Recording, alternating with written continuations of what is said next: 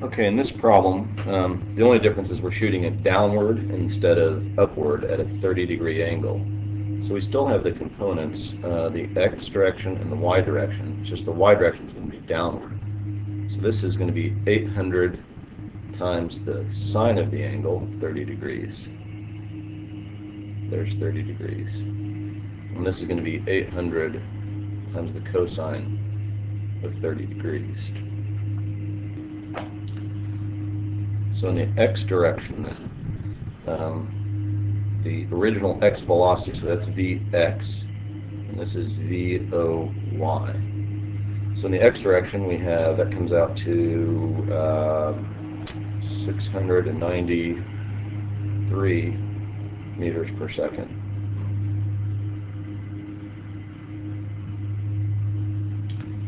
So that's Vx, and that equals delta x over delta t. And that's what we want to know. So the delta x is going to equal 693 delta t. So in the y direction, the only difference here is it's shot downward. So this comes out to 400 meters per second shot downward. So I'm going to make down positive, just makes life easier. So the acceleration in the y direction will be plus 9.8 meters per second squared. The original velocity is going to be plus 400 meters per second. And we know delta y is going to be plus 80 meters. That's why I made everything down. So we just need to find delta t here in the y direction, just as usual. And we'll use the usual equation that we use. So delta y equals VIT plus 1/2 AT squared. We know the displacement in the y direction is 80 meters. Now the original velocity is 400.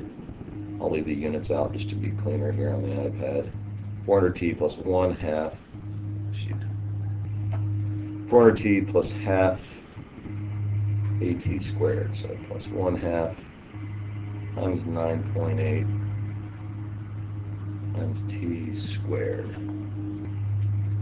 Now you could solve that equation using a quadratic equation, and you would get t equals 0.2 seconds, but let me show you a way to avoid the quadratic if you'd rather.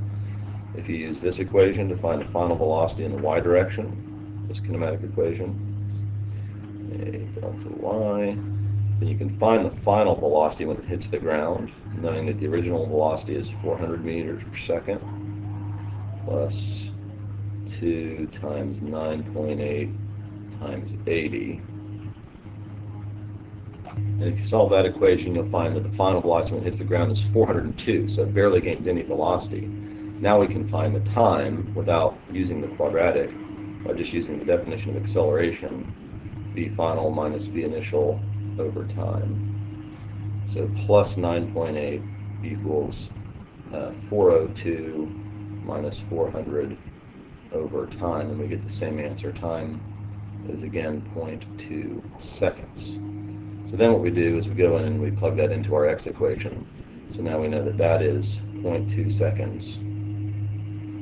So delta x is going to be 693 times that, which comes out with significant figures to about 139, so we'll use 140 meters using significant figures.